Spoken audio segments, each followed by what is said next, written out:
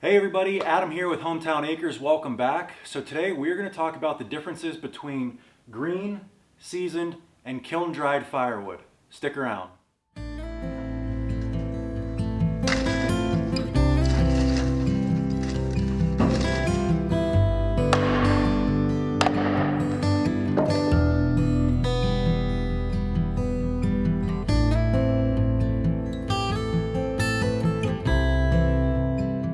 Now before we get started, I wanted to talk about kiln-dried firewood for a little bit. So I've always been interested by kiln-dried firewood from a producing standpoint because it really eliminates a lot of time in the manufacturing process of firewood.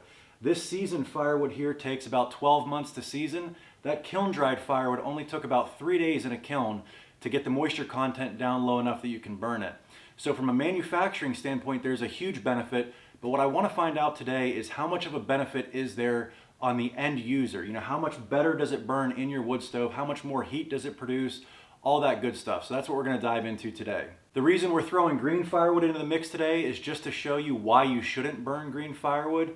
What I'm really curious is going to be the difference between the seasoned firewood and the kiln-dried firewood. So let's go ahead and get some moisture readings and then we'll throw it in the wood stove.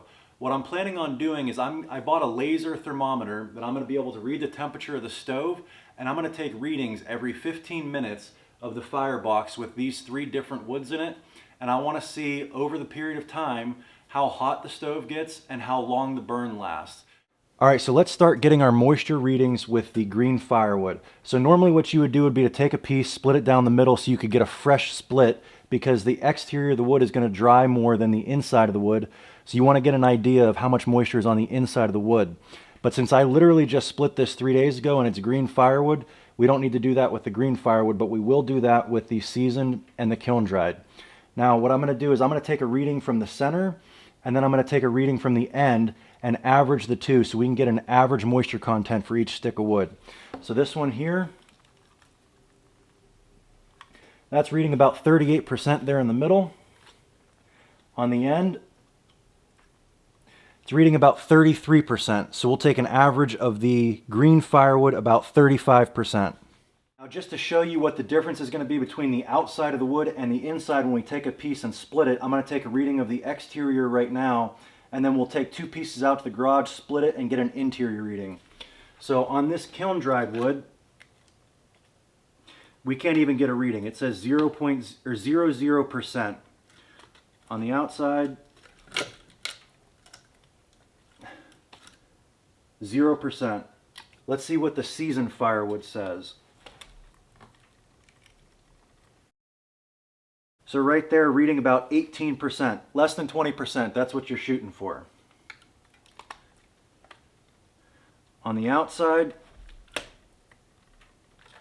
we're getting about 18%.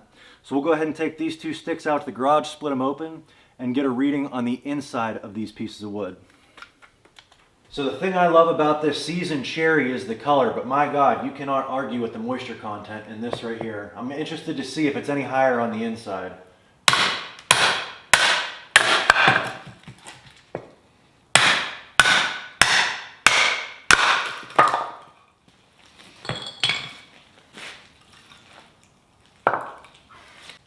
All right, so this is the seasoned here.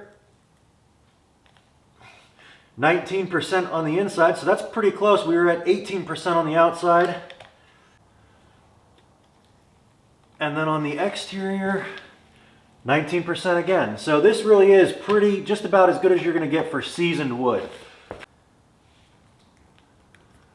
Ooh, the inside of the kiln-dried wood is reading about 21%. On the middle, let's see the exterior. And then as you get closer to the end, it's reading 0, again. So right in the heart, looks like that kiln doesn't get all the way to the very center, but most of the exterior, it's just this part right here reads still about 20%. But you know what? We're at 19 on this here. So 21% in the middle here, I don't think that's a big deal. I think this is probably still going to burn hotter.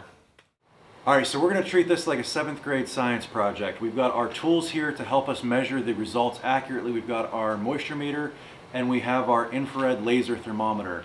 Now for something like this, you're gonna need a pretty decent laser thermometer. This one will go up to 2,700 degrees Fahrenheit. What I found was I bought one at Home Depot thinking it would work, but it only went up to 750 degrees.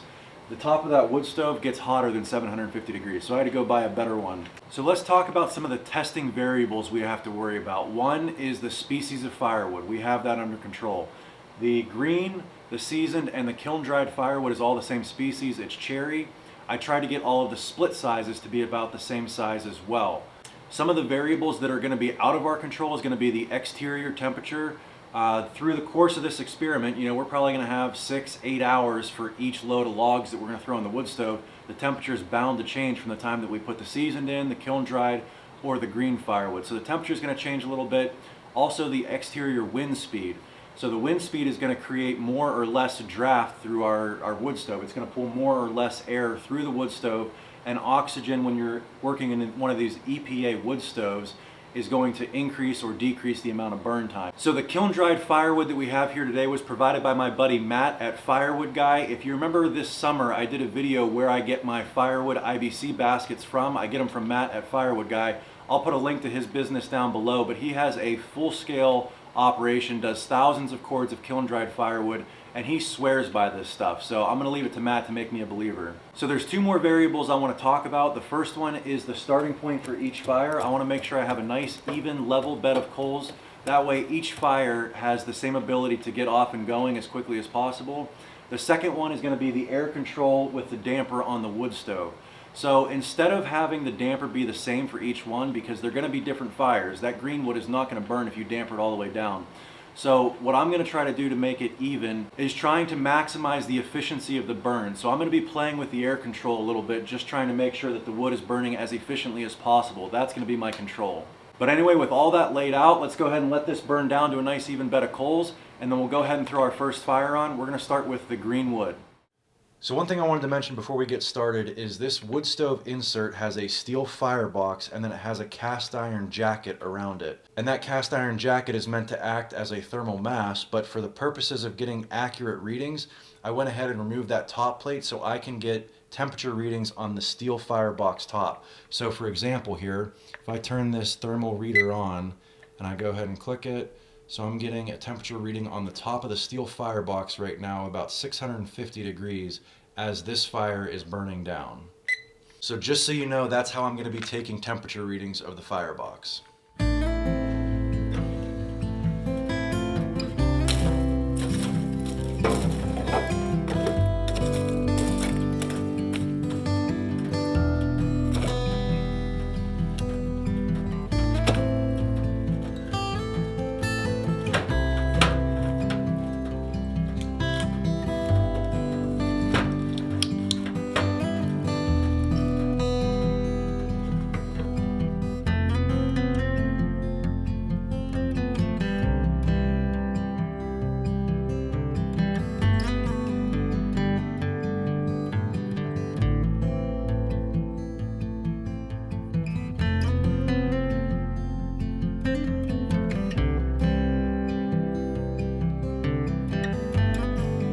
Alright, so that green wood took about a half an hour to catch before it started igniting, and then after that it only burned for about 4 hours before it was ready to be broken down into a nice bed of coals and throw another fire on.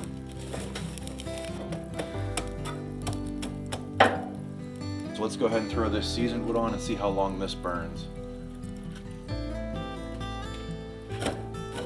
So I did 6 pieces with that green wood. We're gonna go ahead and do 6 pieces with each type. So we're gonna do 6 pieces with the seasoned right now.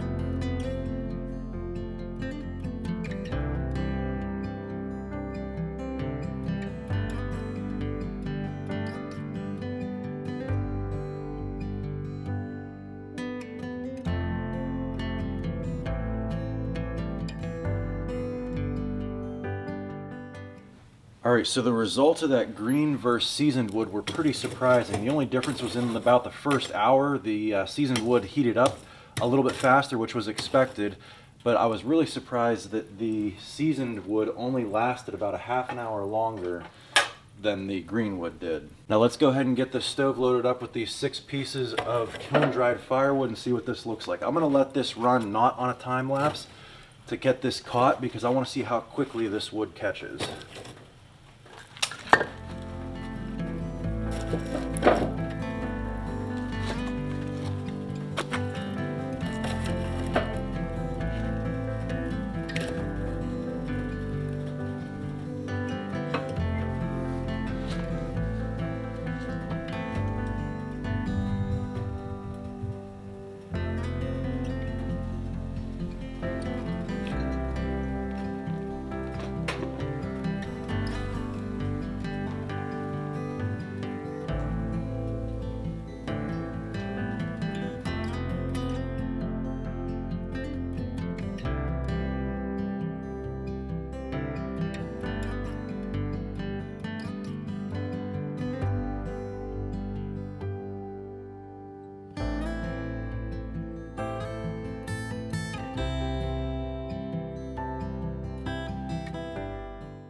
All right, now before we get to the results, I wanted to do a quick little test with this kiln dried firewood that I've seen other people do before, and it looks pretty cool, and I want to see if it works. I've seen people take kiln dried firewood and light it with nothing more than a lighter. Now you can see here, if I can get this to focus in, there's no little splinters or anything, it's just a solid block of wood. Let's go ahead and see if we can get this to light.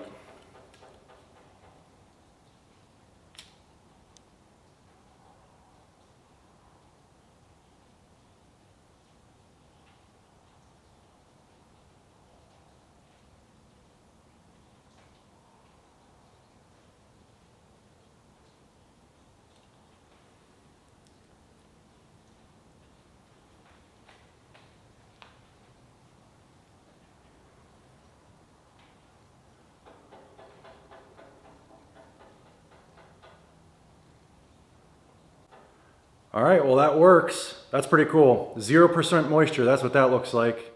All right, so now for the results. And these results were not what I was expecting at all. If you look at the chart that I'm gonna put on the screen right here, this is what my expected results were going into this experiment. I expected the temperature in the wood stove to drop the most upon putting the green wood in because it's gonna take the longest to light. The seasoned firewood, I figured it would drop a little bit before starting to climb, just because there is some moisture content in there. And then because that kiln dried wood has 0% moisture in there, I expected the stove temperature to not drop at all and go up immediately. So I was right there. However, where I was wrong is what happens after that. So I thought that, you've always been told that the less moisture you have in your wood, the hotter it's gonna burn and the longer it's gonna burn. Well, I didn't find that to be true with how I conducted this experiment. What I found was that they all burned about the same length of time, and I think that's for good reason. This chart makes perfect sense. The only difference between these 3 different types of wood is the moisture content, right? They're all cherry, they were all the same size split. Well, that really only matters for the first 75 minutes that wood is in the wood stove based on this chart. After that, all of the water that's in that wood has boiled out, it's evaporated out, and now all the wood's the same. So if you look at that 75-minute mark, those lines start to get a lot closer together. So the biggest benefit to kiln dried wood is going to be recognized in your first 75 minutes. Now, there's another thing you want to consider, and that is the average temperature of the stove. Because we are burning at a lower temperature with the green wood for a longer period of time, the average stove temperature was 567 degrees. We get a little bit warmer with the seasoned wood. Our average temperature over the course of 4 hours was 580 degrees. And then if you look at the kiln dried wood, the average temperature of the stove over that time period was 629 degrees. So when you buy green wood from somebody, you're really paying the same price for a lot less heat.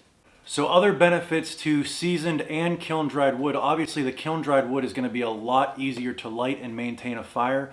Like I showed you out in the garage, you can literally take a lighter and light one of these pieces of wood on fire. No kindling or anything. It's just a lot easier to handle. Seasoned wood, I don't think you could quite do that, and green wood, there is no way. Like I said, even putting it on a hot bed of coals, it still took 30 minutes for that wood to catch. So anyway, I think that's gonna about wrap this one up. I don't know if anybody else is gonna find this interesting, but I know I sure did. I've been wanting to do an experiment like this for a while to see really what is the difference between green and seasoned wood, and it helps that I know Matt at Firewood Guy, so he could provide the kiln dried wood.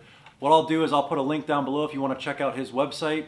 Also, if you want to try doing this experiment yourself, you're going to want one of these infrared thermometers, and you're also going to want a moisture meter. I have both of them in my Amazon store. I'll put that link down below as well. But yeah, I think that about covers everything. If you enjoyed this video, give me a thumbs up, click that subscribe button, and check out some of our other videos. Thanks for watching.